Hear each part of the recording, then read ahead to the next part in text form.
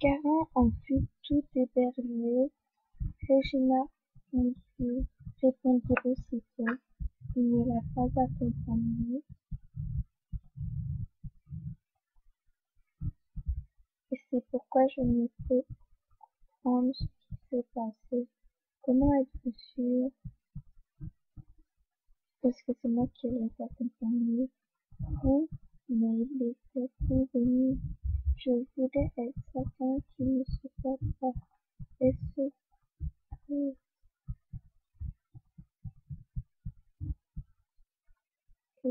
n'est plus la peine de compter. Ce qui est fait est fait. En l'autre sens, une affaire reprit. Vous avez raison, dans ce cas, l'accident devient de plus en plus incompréhensible. Toutefois, sa Regina, je ne l'ai accompagnée que jusqu'à la courtine. J'avais peur qu'on l'entende jeter à la corde des scènes de grande humeur. Et si quelqu'un m'avait trouvé là,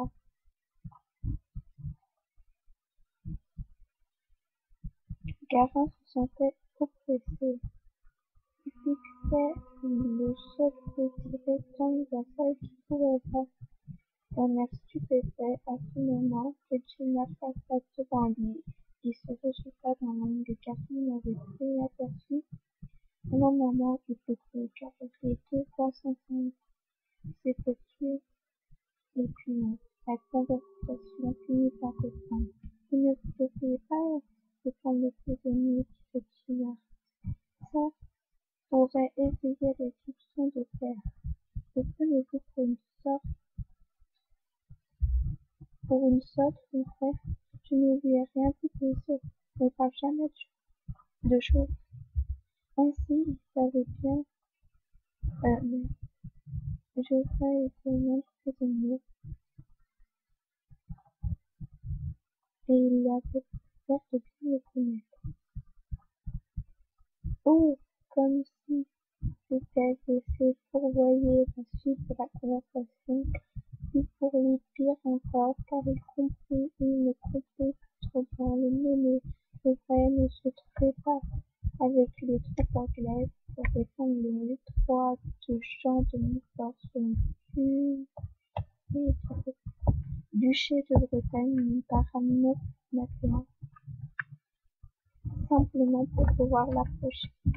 Toutes les illusions que Garin ne fit encore et qu'il ne reconnut point le monde, c'est comme ça.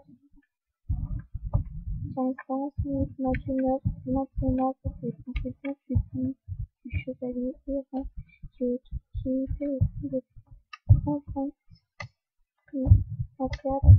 Son ami de cœur François se trouvait ainsi et était mort. Et l'angoisse lui que le prisonnier puisse être quelque chose dans cette mort.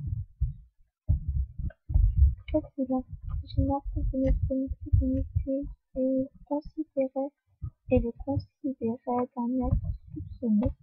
Un premier parrain, je lui disais quand vous êtes arrivé, l'intention n'était nullement d'espionner en plus.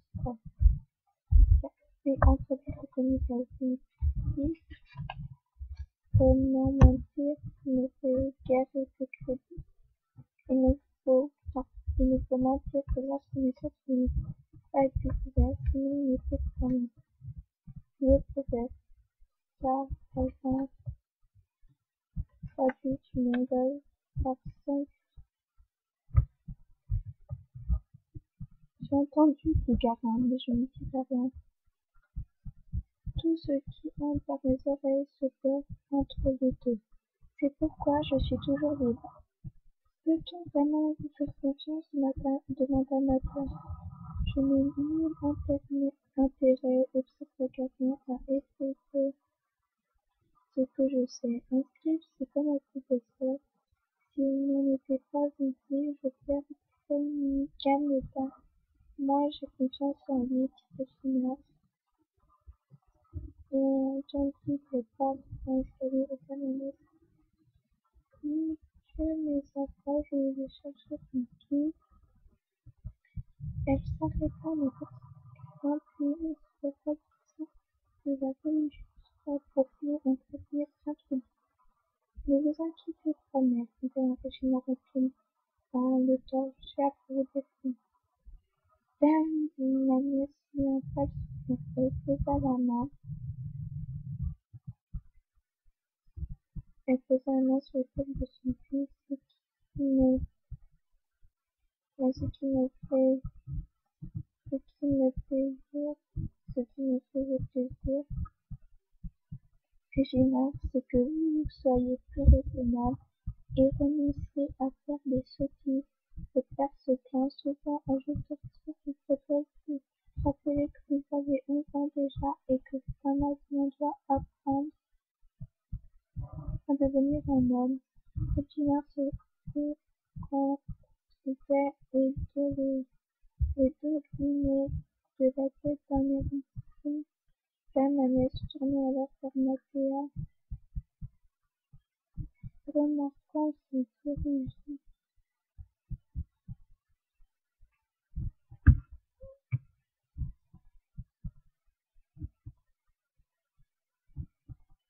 Elle dit: allons, ma fille, reprenons notre tapisserie. S'occuper les mains empêche de se laisser aller au plaisir. Le temps et le travail sont de grands consolateurs.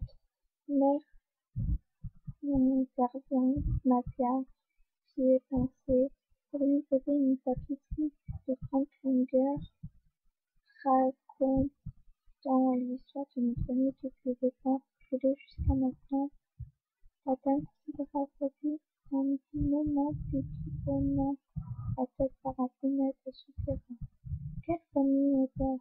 Voyez-vous qu'un tel projet puisse plaire à votre père?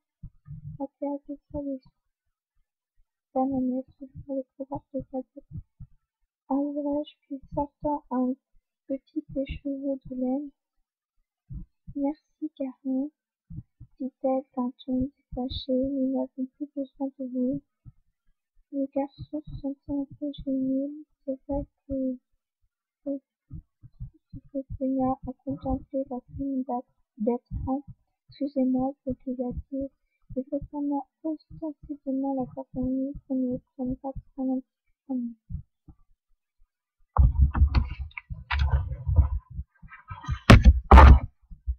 Bah, c'était la première fois que Dame Agnès le conjuguait ainsi. Avait-il des secrets à se dire là-haut discrétion? D'ailleurs, quelque chose le gênait dans cette affaire, que ce n'était pas seulement la création d'avoir découvert le bien de Mathéa et de Geoffrey. Si on admettait que Geoffrey s'était joint aux troupes de Calvaire pour entrer avec elle dans le château par amour pour Mathéa, ce que ça pouvait s'appeler une mission, ou alors il faisait admettre que, que le message sur un parchemin n'avait rien à voir avec cette affaire. Mais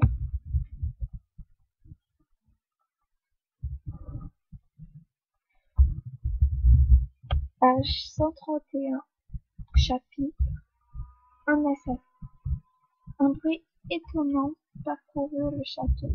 Comme un murmure, un vent d'avril, il se disait: le souterrain a été débouché. Ce n'était pas un bruit très clair. Personne ne voulait vraiment en parler. Le souterrain était fermé. Quelqu'un en avait dégagé l'entrée. Mais où? Quel souterrain? Garin avait tenté de se renseigner auprès des servantes à la fontaine, mais où leur langue s'agitait mieux, mais à sa question, ils se turent subitement, comme inquiètes, et puis elles se mirent à parler un peu trop vite, du temps qui faisait du froid qui se mit plus rien.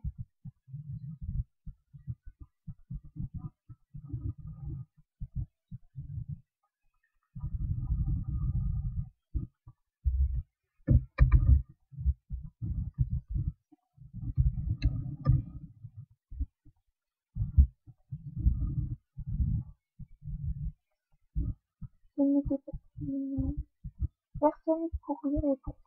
Jusqu'au fond, un souterrain est à faire de gens du château, pas étrangers comme nous. cela ne l'empêchait pas de penser, si on avait rouvert les occupants et qu'on en avait eu besoin, prisonniers, mais non, prisonniers sans plus jamais possible.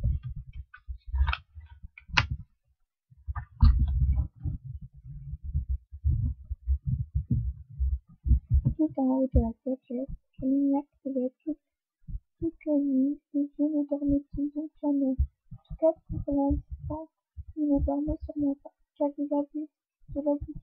Garo l'avait parfaitement pénétré dans la pièce, l'avait parfaitement reconnu ses silhouettes, n'était pas venu par le toucher, mais par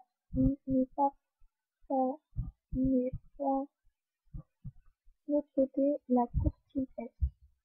De là, pour atteindre la diablesse, il fallait franchir une passerelle de bois, de sel, qu'on enlève en cas d'invasion. La fameuse fenêtre donnait côté tout en haut de la diablesse, la lumière roulait toute la nuit. Le vieux ne dormait-il donc jamais? En tout cas, pour l'instant, le vieux il ne dormait sûrement pas, car il avait de la visite. Carin l'avait parfaitement vu pénétrer dans la pièce. Il avait parfaitement reconnu sa silhouette. Il n'était pas venu par le donjon, mais par l'autre côté. La courtisette. De là, pour atteindre la diablesse, il fallait franchir un passage de bois, et celle qu'on enlève en cas d'invasion. La fameuse fenêtre donnait côté de gens sur les créneaux, jusqu'à où se tenait Carin. Une occasion comme celle-ci, même sans curiosité particulière, ne se laissa s'asseoir au bout des fesses. Derrière, c'était le vide. Entre deux, le bon fameux Merlin.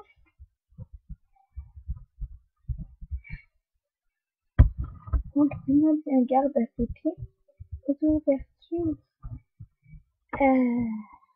prêteuses des machicoulis au putain. À certains moments, l'intérêt porté à la vie d'autrui nécessitait presque de l'héroïsme. Heureusement qu'il faisait nuit, on ne voyait pas en bas. Je vous connais depuis votre naissance, messire Alain, disait le vieux Simon, et vous ne sauriez rien me cacher. Je ne cherche pas à vous cacher quoi que ce soit, répliqua la voix du Seigneur avec un certain agacement. Il fallait le faire, c'est tout. Nos duchesses Jeanne de Penthièvre, Catherine était n'est-ce point votre avis? Je ne prendrai pas parti de cette affaire, répliqua le vieux. Je ne ferai pas dire ce que je ne pense pas. Tout de même, reprit le comte scandalisé, c'est bien Eugène de Penthièvre, vérité du duché de Bretagne, c'est normal. Elle est la fille du guide de Penthièvre, c'est normal. À la mort de Jean-Pierre, le duché avait dû revenir à son père Guy. Vous êtes d'accord, puisque Guy n'était plus en vie, c'est sa fille Jeanne qui devait en hériter. C'est simple, on peut voir les choses ainsi. Le vieux, on peut dire aussi Jean III étant mort sans enfant, le duché passerait à son Guy s'il était vivant, puis s'il est décédé, duché doit revenir à son deuxième frère, Jean de Mont. Le seigneur Alain ne se fit pas tout de suite en Saint-Philippe. Au fond, je n'en savais rien. Mais moi, je suis français, pas breton, et les Français s'aiment Jeanne de Penthièvre. Évidemment, dit le vieux, le mari de Jeanne, Charles de Blois, est le neveu du roi de France. Je n'ai pas à considérer les raisons, répliqua le seigneur Alain. Je suis français, je savais que Jeanne de Penthièvre est duchesse de Bretagne. Bretagne étant de Penthièvre, est duchesse de Bretagne. Brendan étant ancien écuyer du sire de Graham, se battait avec l'ancien écuyer du sire de Graham, se battait avec oh merde, on dit deux fois la même. Si vous ne connaissez pas, comment pouvez